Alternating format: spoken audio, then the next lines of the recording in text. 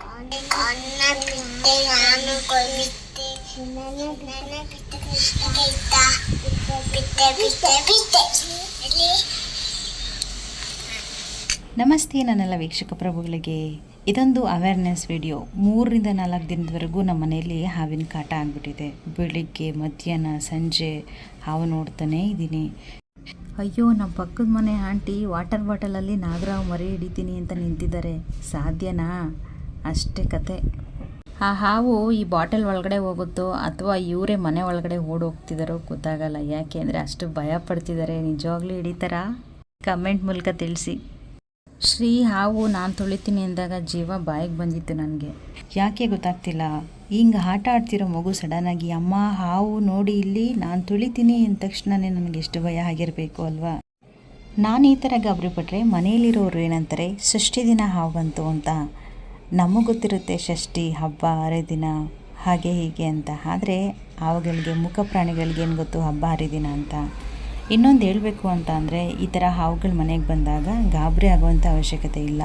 ಮತ್ತೊಂದು ಏನಂತ ಅಂದರೆ, ಹಾವನ್ನ ಓಡಿಸ್ಬೇಕು ಅಥವಾ ಹಿಡಿದು ಬಿಡಬೇಕು ಅಂತ ನೀವೇ ಡಿಸೈಡ್ ಮಾಡಿಕೊಂಡು ಹಾವನ್ನ ಹಿಡಿಯೋಕ್ಕೆ ಹೋಗುವಂಥದ್ದು ಅಥವಾ ಅದನ್ನು ಓಡಿಸೋಕ್ಕೆ ಅಂದ್ಬಿಟ್ಟು ಏನೇನೋ ಟ್ರೈ ಮಾಡುವಂಥದ್ದು, ಅದಕ್ಕೆ ಹಾನಿ ಮಾಡುವಂಥದ್ದು, ಸಾಯಿಸುವಂಥದ್ದು ಮಾಡೋಕ್ಕೆ ಹೋಗಬೇಡಿ.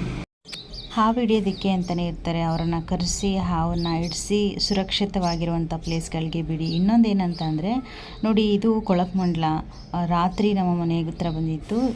ಇದು ಜಾಸ್ತಿ ಇಲ್ಲಿ ಓಡಾಡ್ತಾ ಇತ್ತು. ನೋಡಿದ್ವಿ, ಅದು ಹೋಗುತ್ತೆ ಅಂತ ಸುಮ್ಮನೆ ಇದ್ವಿ.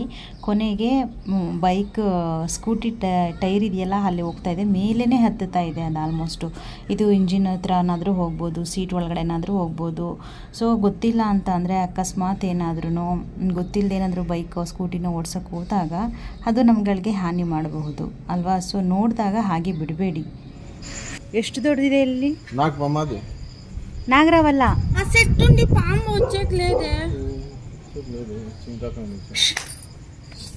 ಈಗ ತೋರಿಸ್ತಾ ಹಾಗೆ ಗಲಾಟೆ ಮಾಡಿದ್ರೆ ಅವುಗಳಿಗೂ ಕೂಡ ತುಂಬ ಗಾಬರಿ ಆಗುತ್ತೆ. ಸೊ ಅಟ್ಯಾಕ್ ಮಾಡುವಂಥ ಚಾನ್ಸಸ್ ಜಾಸ್ತಿ ಇರುತ್ತೆ.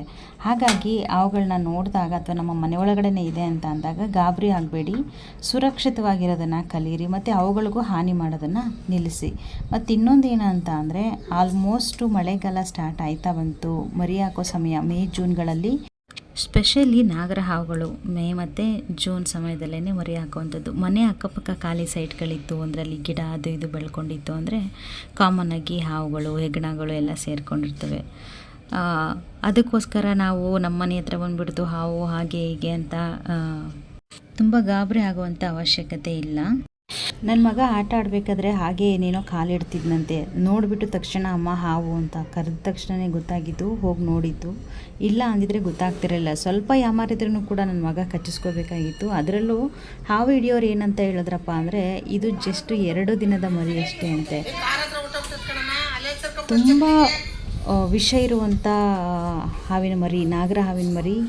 ಇದು ಏನಾದರೂ ಕಚ್ಚಿತು ಅಂತ ಅಂದರೆ ಅರ್ಧ ಗಂಟೆಯಲ್ಲೇ ಪ್ರಾಣ ಹೋಗುವಂಥ ಸಂದರ್ಭ ಜಾಸ್ತಿ ಇದೆ ಅಂತ ಹೇಳ್ತಾ ಇದ್ರು. ಸೊ ಆದಷ್ಟು ಗ್ರೌಂಡ್ ಫ್ಲೋರಲ್ಲಿರೋರು ತುಂಬ ಹುಷಾರಾಗಿರಿ.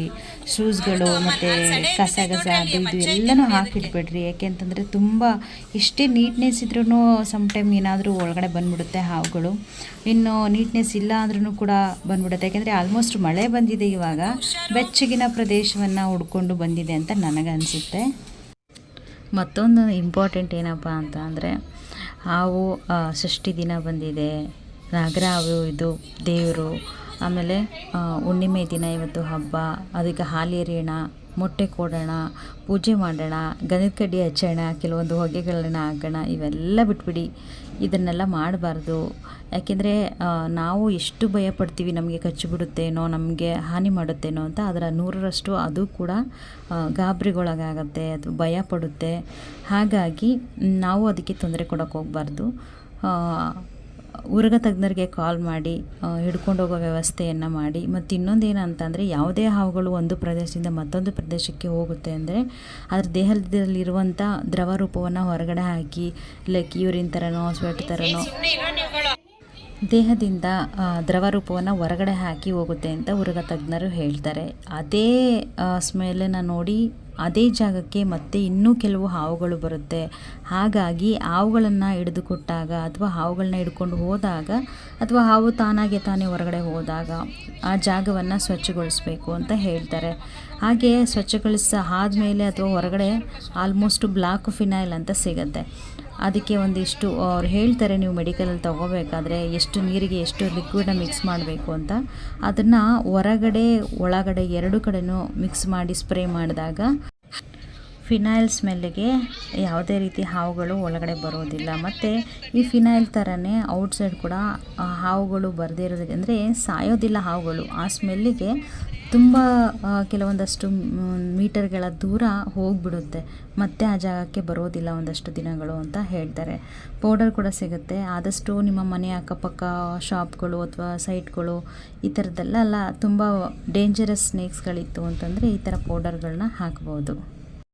ನಾನು ಆಗಲೇ ಹೇಳ್ದಾಗೆ ಪಾಪ ಅದು ಭಯ ಆಗಿದೆ, ಎಲ್ಲಿ ಹೋಗಬೇಕು ಏನೋ ಅಂತ ಗೊತ್ತಾಗ್ತಿಲ್ಲ. ಮತ್ತು ಇನ್ನೊಂದು ನಮ್ಮ ಮನೆ ಕೆಳಗಡೆ ಇರೋರು ಪಾಪ ಬಂದು ಗಂಧದ ಕಡ್ಡಿ ಹಚ್ಚಿ ಸಾಂಬ್ರಾಣಿ ಹೊಗೆ ಕೊಟ್ಟರೆ ಹೋಗ್ಬಿಡುತ್ತೆ ಅಂತ ಹಾಕಿದ್ರು.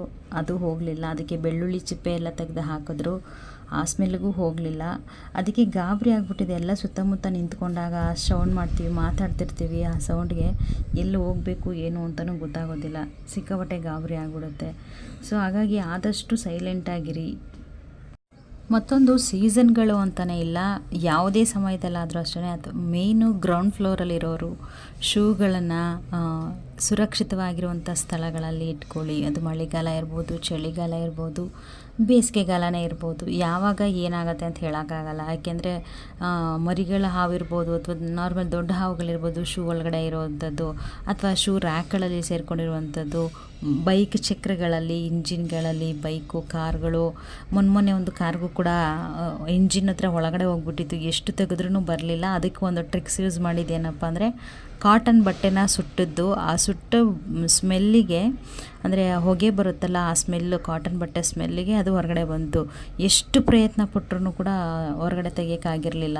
ಹೀಗೆ ಕೆಲವೊಂದು ಟ್ರಿಕ್ಸ್ಗಳು ಗೊತ್ತಿರೋರನ್ನ, ಅನುಭವ ಇರೋರನ್ನ ಮಾತ್ರ ಕೇಳಿ ಒಂದೊಂದು ಯೂಸ್ ಮಾಡಿಕೊಂಡ್ರೆ ಅದನ್ನು ತಾನಾಗಿ ಓಡಿಸ್ಬೋದು.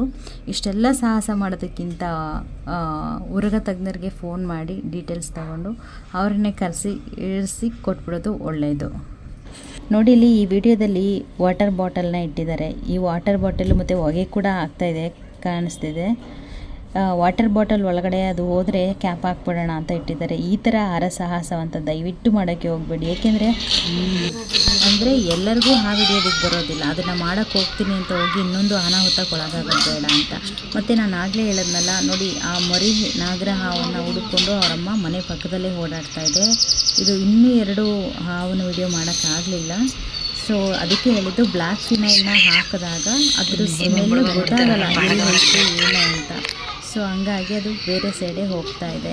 ಸೊ ಅದಕ್ಕಾಗಿ ಆಲ್ಮೋಸ್ಟ್ ಬ್ಲ್ಯಾಕ್ ಫಿನೈಲ್ ಹೊರಗಡೆ ಒಳಗಡೆ 2 ಕಡೆನೂ ಅದನ್ನು ಸ್ಪ್ರೇ ಮಾಡಿದಾಗ ಯಾವುದೇ ಥರ ಕೀಟಗಳು ಕೂಡ ಮನೆಯೊಳಗೆ ಬರಲ್ಲ, ಹಾವುಗಳು ಕೂಡ ಮನೆಯೊಳಗೆ ಬರಲ್ಲ. ನೋಡಿ, 2ರಿಂದ 3-4 ಸಾರಿ ಹಾವುಗಳನ್ನು ನೋಡ್ದಂಗೆ ಅನ್ನಿಸ್ತು. ಸೊ ಬೆಸ್ಟು ಬ್ಲ್ಯಾಕ್ ಫಿನೈಲು ಮನೆ ಹೊರಗಡೆ ಒಳಗಡೆ 2 ಕಡೆನೂ ಸ್ಪ್ರೇ ಮಾಡಿ ಸುರಕ್ಷಿತವಾಗಿರೋದು. ಈ ವಿಡಿಯೋ ಇಷ್ಟ ಆಗಿದ್ರೆ ಲೈಕ್ ಮಾಡಿ, ಶೇರ್ ಮಾಡಿ, ನಿಮ್ಮ ಫ್ರೆಂಡ್ಸ್ ಫ್ಯಾಮಿಲಿ ಕೂಡ ಶೇರ್ ಮಾಡಿ. ಹಾಗೆ ಹೈಪ್ ಮಾಡೋದನ್ನು ಮರಿಬೇಡಿ. ಮತ್ತೊಂದು ವಿಡಿಯೋದಲ್ಲಿ ಸಿಗ್ತೀನಿ, ನಾನೇನು ಹೋಗಿ ಬರ್ತೀನಿ. ಟಾಟಾ, ಬಾಯ್ ಬಾಯ್, ಟೇಕ್ ಕೇರ್.